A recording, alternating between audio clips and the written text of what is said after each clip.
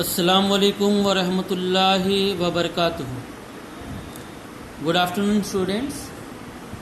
Our today's topic is connective tissue.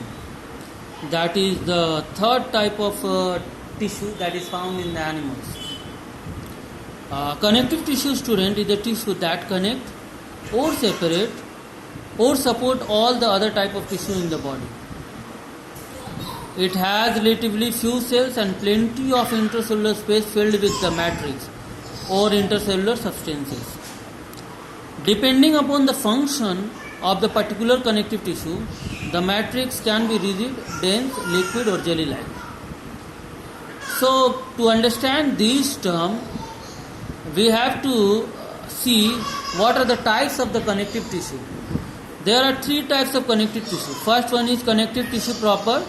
Second one is skeletal tissue, and the third one is vascular tissue.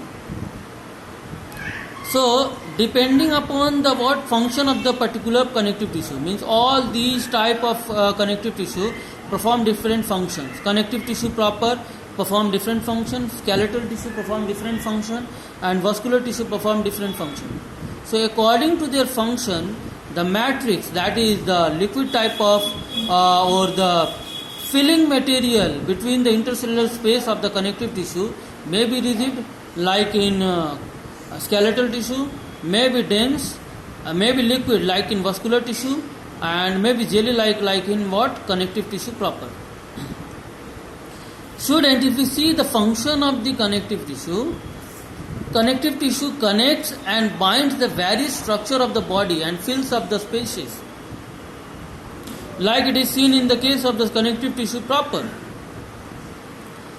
It provides the support and forms the framework of the body, like the skeletal tissue, the bones, and it provides the protection in various parts of the body, like the vascular tissue and the connective tissue proper.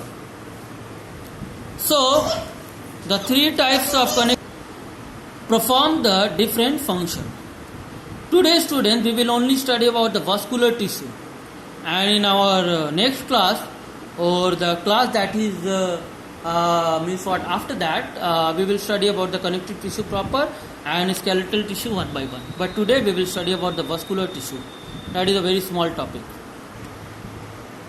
Students, vascular tissue are the fluid connective tissue, and it is consist of two types of tissue, that is the blood and the lymph.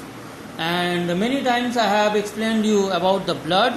And later on in the annual syllabus, in the annual syllabus, I think if we have circulatory system in our syllabus, then we will also study about it.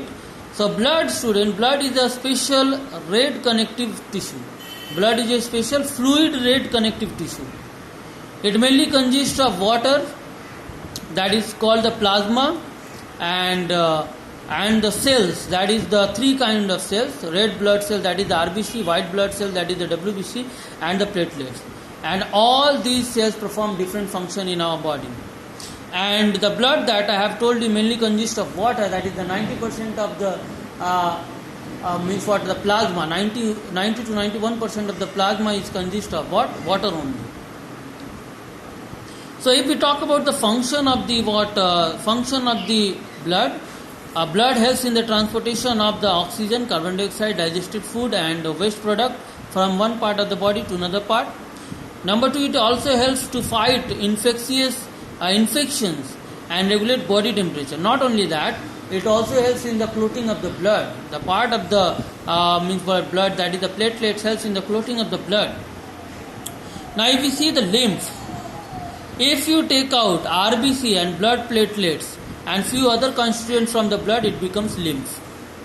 And lymph is a straw colored watery fluid, means pale yellow, light yellow colored. It gets drained into the network of the vessels, that is called the lymphatic system.